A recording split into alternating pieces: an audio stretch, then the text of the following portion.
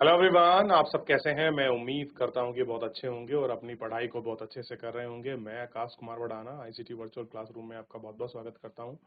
मेरे प्यारे बच्चों, जैसे आपको पता है मेरे प्यारे बच्चों, बेसिकली हमारी आपका 8th क्लास है और 8th क्लास में हम लोग देखेंगे पॉलिटिकल साइंस, और पॉलिटिकल साइंस में हम पढ़ेंगे धर्म निरपेक्षता की समझ कि आपका सेकुलरिज्म बेसिकली है क्या। मैं एक लेक्चर में पढ़ा चुका हूँ, दोबारा रिवीजन के फॉर्मेट में हम लोग शुरू करेंगे। तो बेसिकली आपको सेकुलरिज्म समझना है कि है क्या सेकुलरिज्म। क्या भारत का कोई धर्म है, या हमारे राष्ट्र का कोई धर्म है, या फिर कोई हमारा राष्ट्र किसी पार्टिकुलर कास्ट विशेष को आपका प्रमोट करता है या उसी के नाम से जाना जाता है। तो ये सारी चीजें हमको आपके चैप्टर में देखनी है। इसीलिए हमने बहुत सारी चीजों को पढ़ा, यहूदियों के बारे में पढ़ा, गैर मुस्लिम चीजों के बारे में पढ़ा, किस तरीके की कंट्री है, कैसा कैसा बेदखल है, क्या स्थिति है, इन सभी चीजों के बारे में पढ़ा। और आप देखेंगे तो पूरा चैप्टर को हम लोग बहुत आपका विस्तृत से इसमें आपका चर्चा करने की का आपको मौका मिलेगा।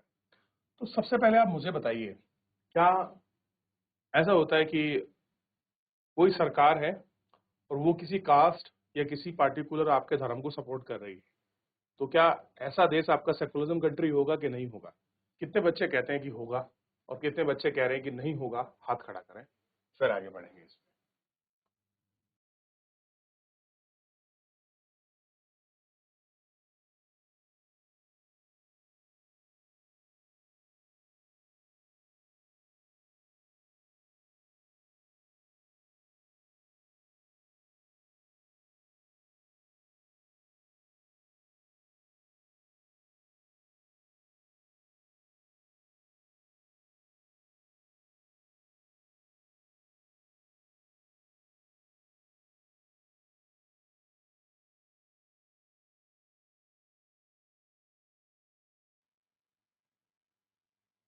चलिए,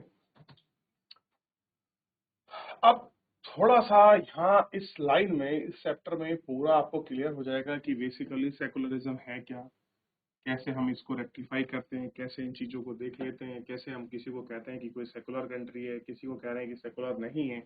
कुछ बेसिस हैं, ऐसे चीजें हैं जिनके बेसिस पर हम ये सारी चीजें डिफाइन की जाती हैं। पिछले अध्याय में आपने पढ़ा है कि भारतीय संविधान में मौलिक अधिकारों की व्यापक व्यवस्था की गई है। आप सबसे पहले आप मुझे बताएंगे मौलिक अधिकार का वर्णन हमारे संविधान में कितने आर्टिकल से कितने आर्टिकल के बीच है। मैं आपको बता चुका हूं, ठीक है, ये आपको देख।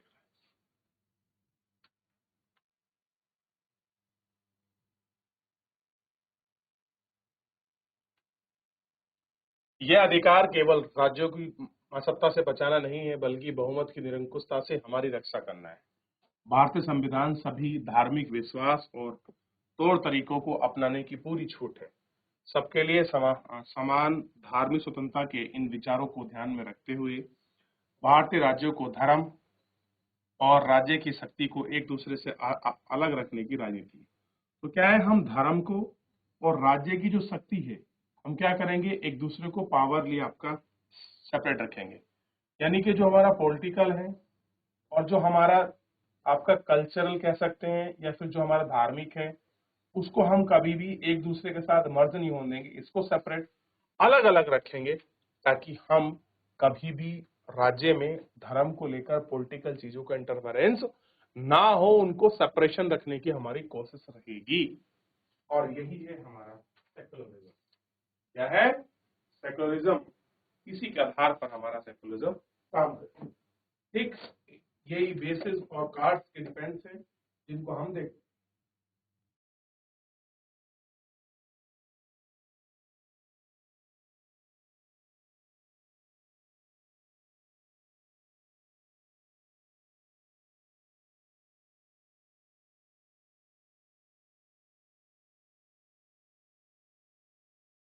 हो गया?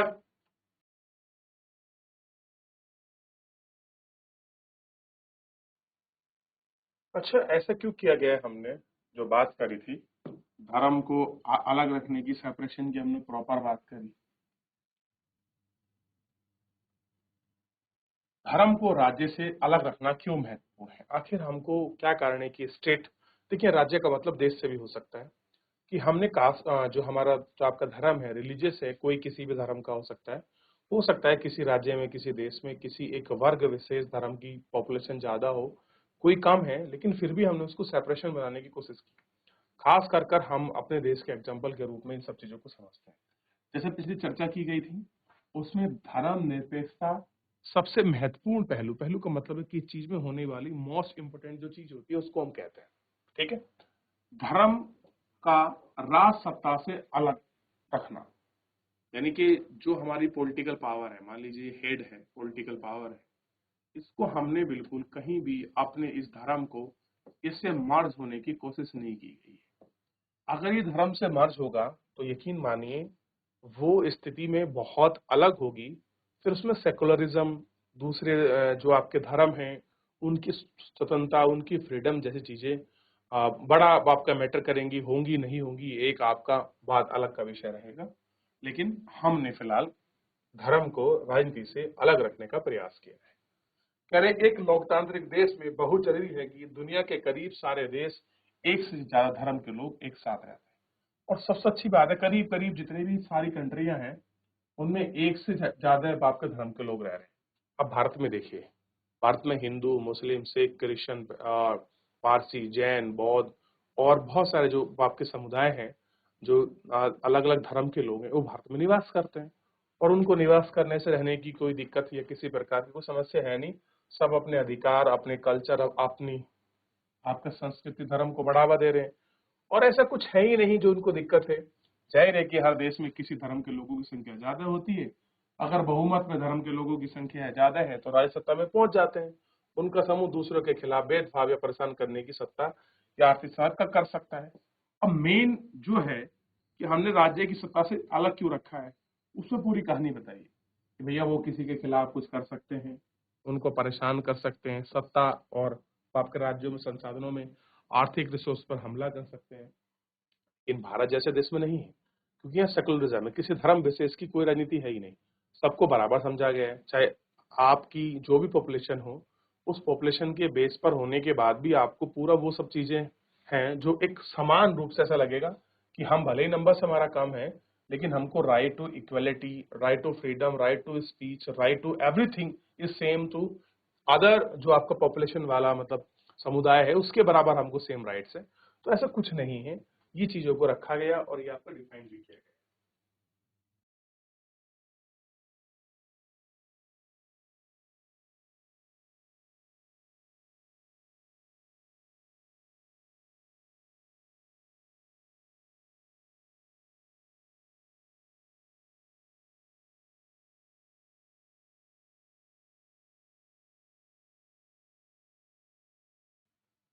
तो ये तो बात हुई है पाप के बहुमत पर, कोई जोर जबरदस्ती कर सकता है, धक्का मुक्की जैसी चीजें हो सकती हैं, कोई खिलाफ संघर्ष, साजिश रच सकता है।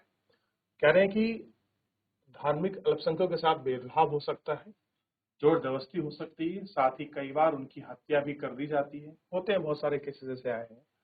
अल्पसंख्यकों को उनके धर्म के अनुसार जीने से रोक सकता है, धर्म के आधार पर किसी तरह का भेदभाव या अधिकारों का उल्लंघन है। अगर ऐसा होता तो उल्लंघन है।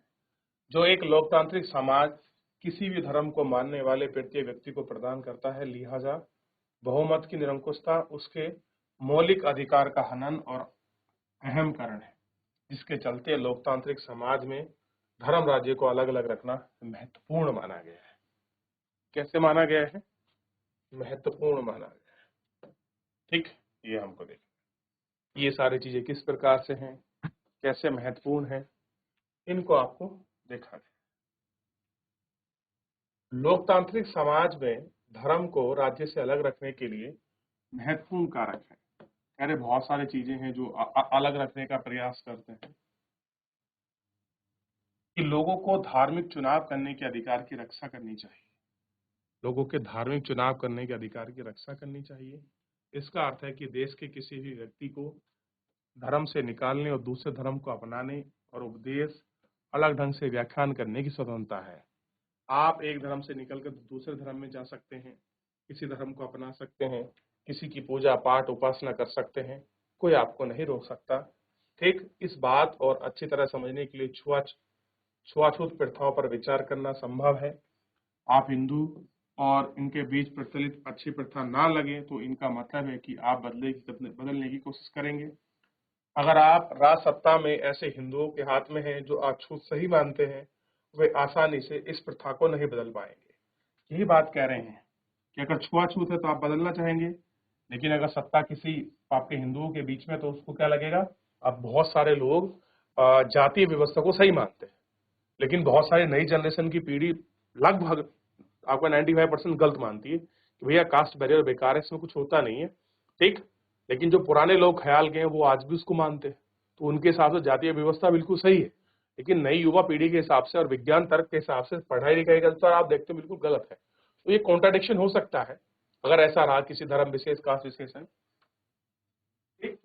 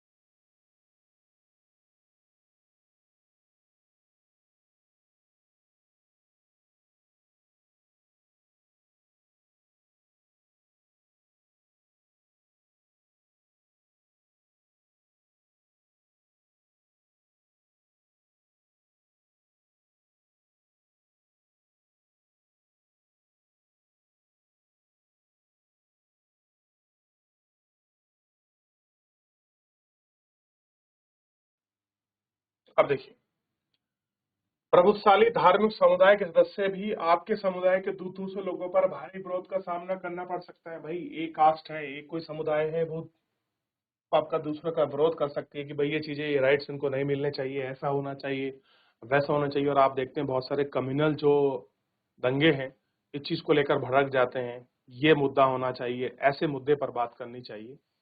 ये सारी चीजें हम लोगों को बड़े आराम से बहुत ज्यादा देखने को मिलती हैं। उनकी व्याख्या के जो राइट्स हैं वो सारी चीजें इन पर आपका बहुत रूप में हमको दिखाई देते हैं, और बहुत सारे रूप में हम इनकी बात भी करते हैं जो कम्युनल्स हैं। ठीक, उनको देखा भी जाता है।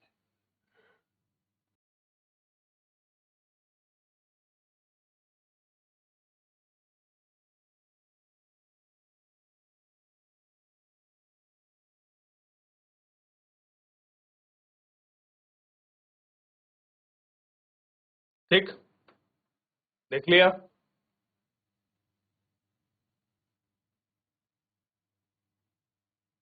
क्या दिखाई देगा? मस्जिद, गुरुद्वारा, ये सब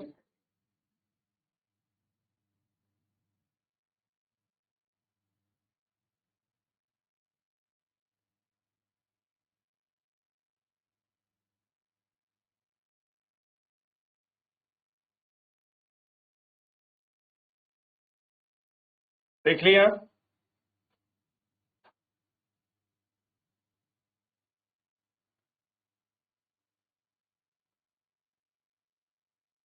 चलिए, तो सारा दिखाई देगा धर्मनिरपेक्षता का अर्थ क्या है, क्या उसके महत्व है। धर्मनिरपेक्षता, समुदाय दूसरे को दबाए ना, सब धर्मों को अलग अलग रखें, कोई किसी पे चीजें थोपी ना जाए, हर चीजें अपने हिसाब से लोग जिए और जीने दें। इस तरह के कॉन्सेप्ट और इस तरह की विचारधारा को लेकर बड़े बहुत सारे बात आपके संविधान में किए गए हैं और उनको दिखाए गए हैं।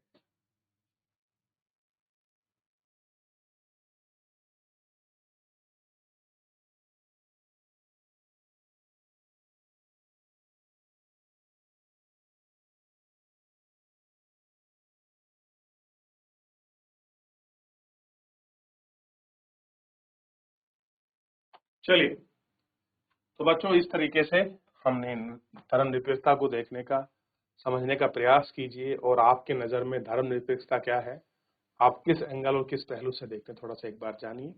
तो फिलहाल मेरे प्यारे बच्चों, आज के इस लेक्चर में इतना ही। मिलेंगे नेक्स्ट लेक्चर में, तब तक अपना ध्यान रखिए। धन्यवाद।